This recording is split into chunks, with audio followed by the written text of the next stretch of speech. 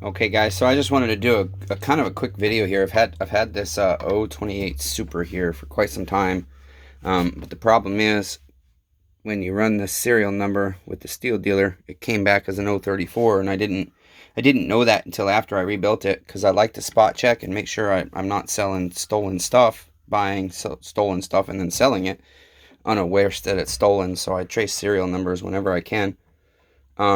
With a couple of different sources, and the steel dealer has a database of stolen serial numbers that they're connected with multiple websites and stuff that do that. And so anyways, you can see I've been running this saw too rich, and I knew it was kind of rich, but I just wanted to see what she could do if she's at her basic lowest power. I feel like this saw had been cutting much better than in any 028 Super I've done before, and I've modded mufflers on 028 Supers, but not quite this style. And so maybe it has something to do with the muffler. It is a very direct, almost airflow. So with this one, this is your exhaust port here. I'm holding my phone. Sorry, I don't want to lose all my bolts, right? And then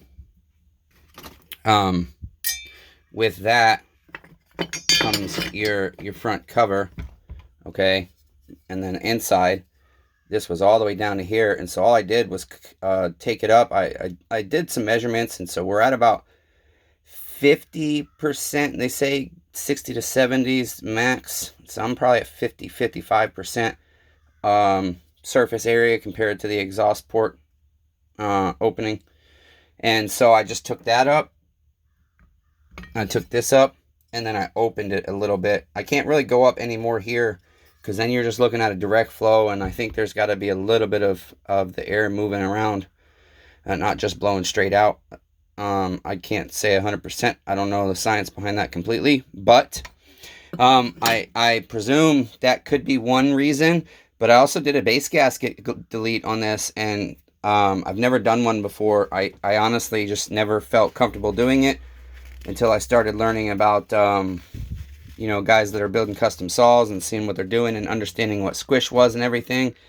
And with a pop-up piston especially, it decreases the size of the combustion chamber, gives you a better compression. Compression is not always what makes a saw better, but in this instance, it certainly does. This saw rips. I really like it. And so anyways, now that I just had to know, you guys, because I did a little trick last night with going inside the bore. I didn't want to remove the top end again because I don't like scraping gasket. Now, I don't know if guys do this without any kind of gasket maker like Permatex or Durco, but I like to use a thin coat of Durco. I mean, this is a pretty smooth surface, and I think these two metal surfaces just coming together. So you can see I use such little Durco that it's almost, or Moto Seal, that it's all almost gone, or that you can barely see it. Not that it's all almost gone, you can barely see it. But anyways, so I don't have digital mics, you guys. I only have old school mics, and they're in the van, and it's freaking 100 degrees outside. So I just figured I'd shoot this real quick. I just grabbed my calipers because I'm just basically trying to figure out, is it 46 or 48? I mean, this thing's got machine lines on it, so I really don't need to mic it. It still looks, it's a really good piston. Really good shape. So I just measured it across, and sure enough, even though my little test last night showed me 48 and 50 millimeter measurements, I'm trying to hold my phone and do this at the same time. That wasn't perfect, you guys, but you can see it's that's not going to work. I don't have my tripod out here or my video camera. This is oftentimes spur of the moment I do this stuff. I'm not sure why. Okay, but anyways, so get roughly towards center.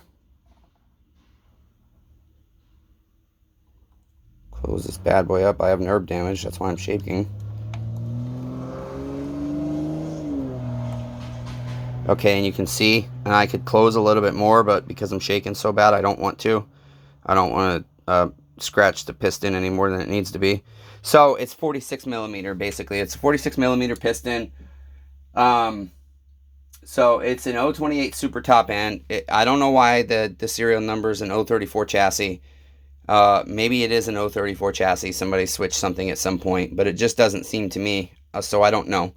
But anyways, I just wanted to do the video because I've been mentioning this saw in a couple of different places. And so now that I know what it is, I'm going to go enjoy cutting with it one more time. I'm going to see how it performs in this 100-degree heat. And it's amazing that it's this hot in February. But you know what, guys? I've been in Florida in December, southwest Florida, in December, where it was 92 degrees on Christmas Day. So that's it. Okay, God bless you guys.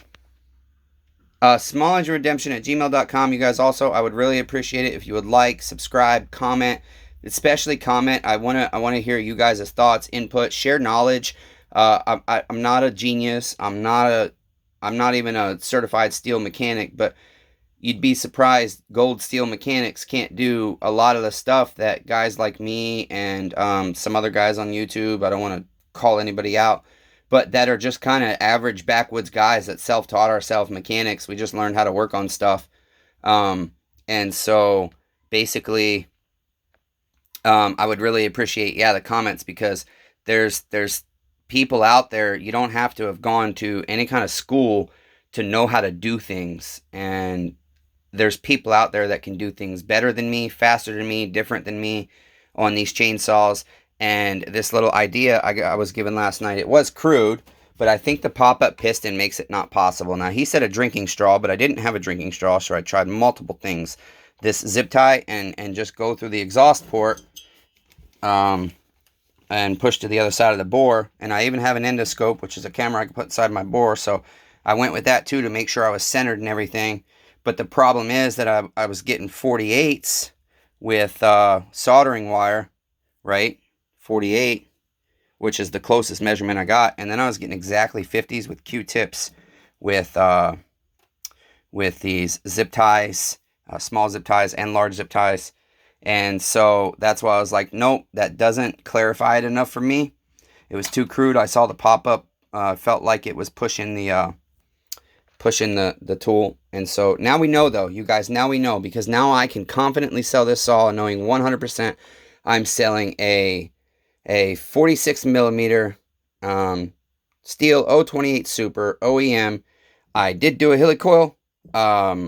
It has been holding up. I want to run it. That's why I said I want to run it. Actually, I'll probably run the saw a few more times before I officially list it. But it'll probably be listed in a day or two, hopefully. And yeah, that's it. Okay. So again, you guys comment. Let me know what you think. What ideas would you have to get a crude measurement on a piston or bore size while it's installed on a saw? God bless you.